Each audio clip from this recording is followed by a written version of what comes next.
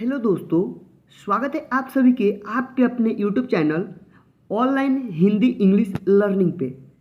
दोस्तों, आज के इस वीडियो में हम सीखने वाले हैं कि किसी का भी नाम हो उसको इंग्लिश में कैसे लिखेंगे।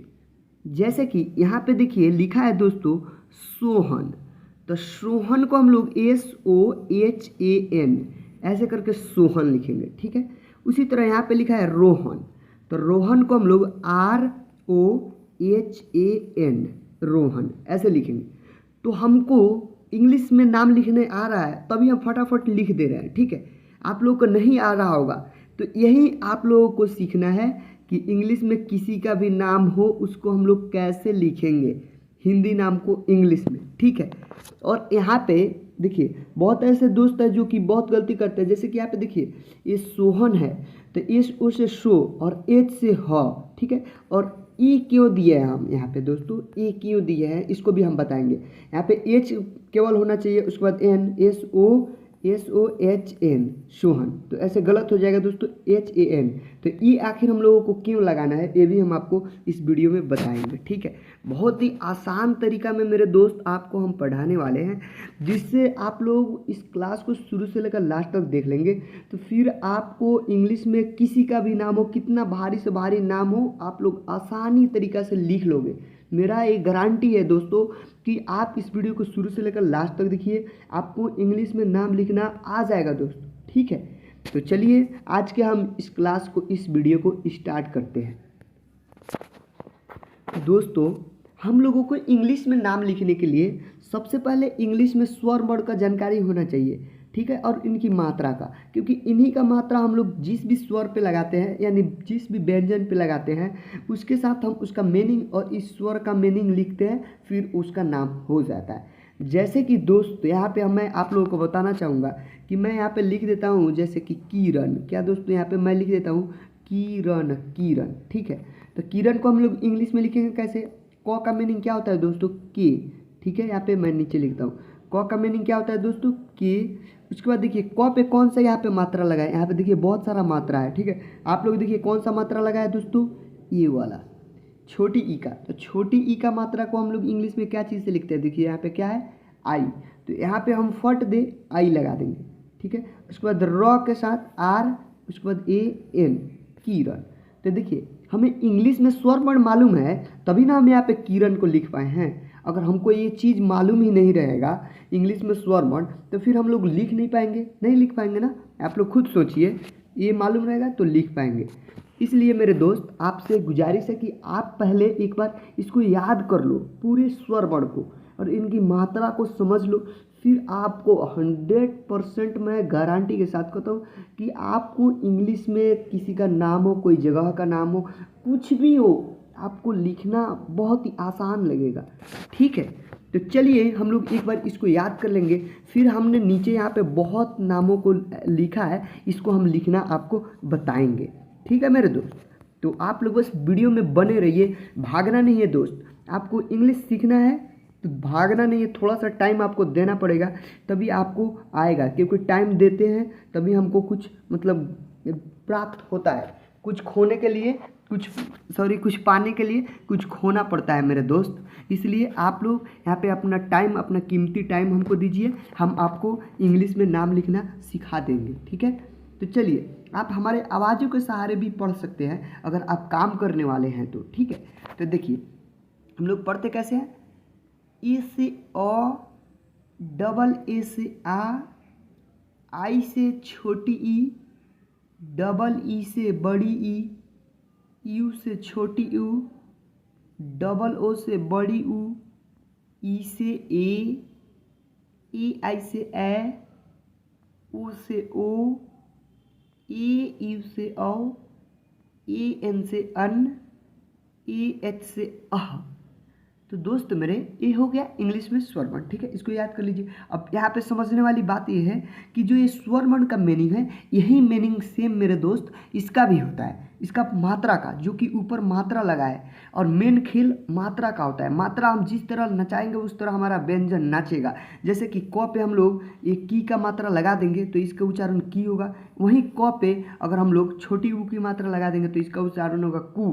देखिए क एक ही है, मात्रा जैसे जैसे लग रहा है उस तरह उसका मीनिंग भी चेंज हो रहा है। ठीक है, तो देखिए मात्रा को आप लोग एक बार समझ लीजिए। ठीक है, यहाँ पे देखिए अ का मात्रा मेरे दोस्त कुछ नहीं होता है, और आ का मात्रा होता है दोस्त आकार। क्या होता है? आकार, जो कि व्यंजन के आगे लगा रहता है इस तरह से। ठीक है, अब उसके बाद मेरे दोस्त यहाँ पे छोटी ई की मात्रा है।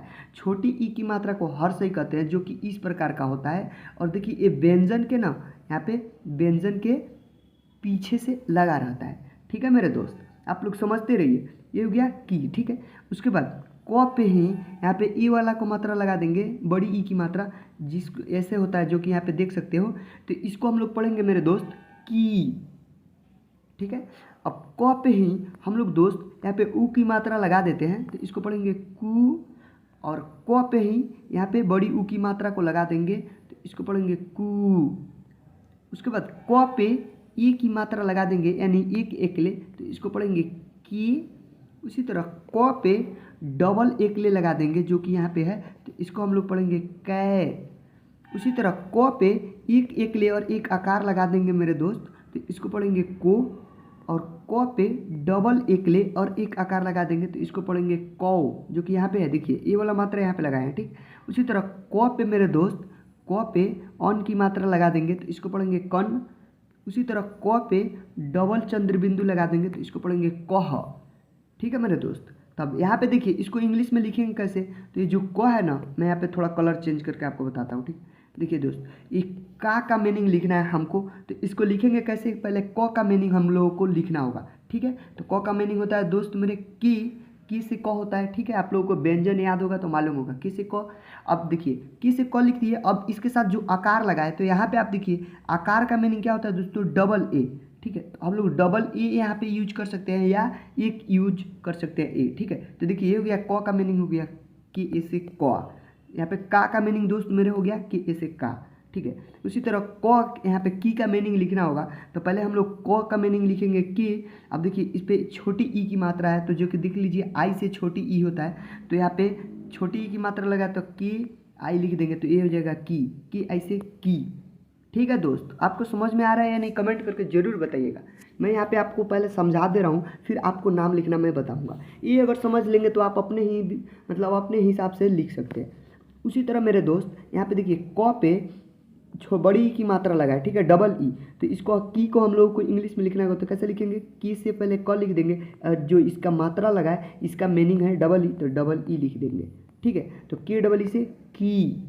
ठीक है दोस्त, तो ऐसे करके हम लोग किसी भी व्यंजन के साथ जैसे मात्रा लगा रहता है उस तरह से हम लोग उसका रूप भी लिखते हैं, उसका मतलब उसका जो यहाँ पे मीनिंग है उसको लिखते हैं। ठीक है मेरे दोस्त, उसी तरह चलिए नीचे अब जो शब्द है इसको हम लोग लिखते हैं। यहाँ पे मैं ऐसे करके लिखता हूँ ताकि आप लोग को अच्छी तरह से समझ में आए।